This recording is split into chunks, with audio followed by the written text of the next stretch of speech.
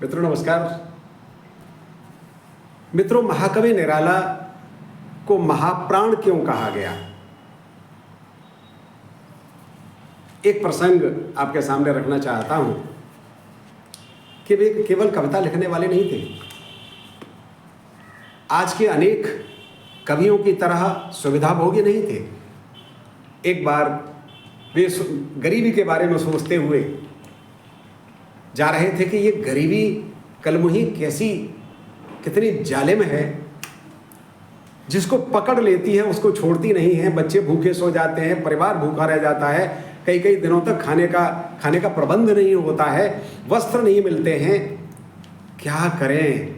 ये सोचते हुए ये विचार मंथन उनके मस्तिष्क में चल रहा था और इन विचारों में डूबे हुए थे और खुद भी भूखे थे। एक पैसा भी उनकी जेब में नहीं था।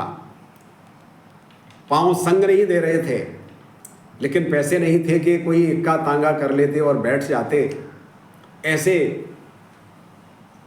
महाकवि सूर्यकांत त्रिपाठी निराला, उनका प्रयागराज में दारागंज में निवास है। वहाँ दारागंज अपने निवास से लीडर प्रेस के लिए पैदल सड़क पर जा रहे थे और इस उम्मीद में जा रहे थे कि प्रेस में जाऊंगा कि कुछ रॉयल्टी के पैसे मिल जाएंगे, जिससे मेरा ये कुछ समय कट जाएगा। खैर, वो वहाँ पहुँचे। प्रेस में उनको 104 रुपये रॉयल्टी के, उस समय काफ़ी होते थे, 104 रुपये रॉयल्टी के मिले और वे उधर से उन्होंने तांगा किया और तांगा करके वे इधर आ रहे थे। तो महादेवी वर्मा के घर की ओर जा रहे थे तो उन्होंने रास्ते में देखा कि एक महिला ने, एक बुढ़िया ने आवाज़ दी और आवाज़ उन्होंने सुनाई थी कि अरे बेटा, इस बुढ़िया को भी कुछ, इस अभागिन भूखी बुढ़िया को भी कुछ देता जा। वे रुके, उन्होंने देखा कि मुझे ही लक्ष्य करके कहा गया है। तो उन्होंने कहा कि अरे माँ, आप मेरे रहते, आपने बेटा कहा है मुझे, आप मेरे रहते भीख मांगेंगी? ऐसा कैसे संभव हो सकता है? तो उन्होंने पूछा कि तुम भीख क्यों मांगती हो?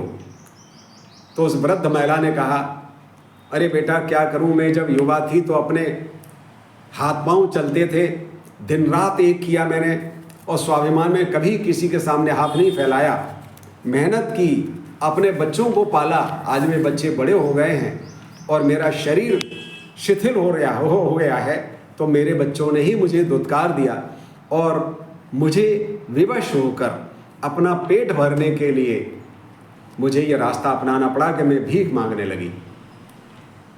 तो निराला जी ने कहा कि अच्छा एक बात बताओ। वह महाप्राण निराला, उन्होंने कहा, उनका हृदय तड़प गया एक बार और उन्होंने कहा कि अच्छा अम्मा, एक बात बताओ, मैं अगर आपको 1 रुपया दूं तो कितने दिन भीख नहीं मांगोगी? बोले मैं फिर 1 रुपया मिल जाएगा तो कल तक भीख नहीं मांगूंगी। और बोले 5 रुपये दे दूं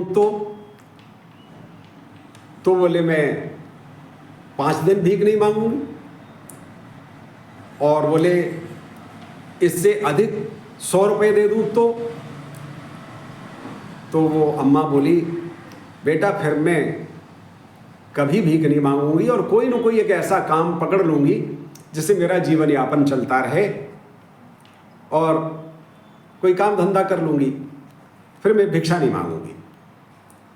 उन्होंने वो 104 रुपये जो मिले थे निराला जी को, उन्होंने वो 104 रुपये उस भिक्षा मांगने वाली माँ को दे दिए और बोले कि जाओ, अब तुम अपना काम करो, अब आज के बाद भिक्षा मत मांगना। और महादेवी वर्मा की निवास की तरफ तांगा मुड़वाया, तांगे में गए और वहाँ जाकर तांगे के पैसे भी महादेवी वर्मा से दिलवाए। उनका नाम था महाप्राण महाकवि निराला, जिसके लिए लिखते थे उस तरह का, उस जैसा जीवन भी जीते थे। इसको कहते हैं अनुभूति, सहानुभूति, संवेदना। संवेदना और सहानुभूति फोकट के शब्द नहीं हैं, जीने के हैं। बहुत बहुत धन्यवाद।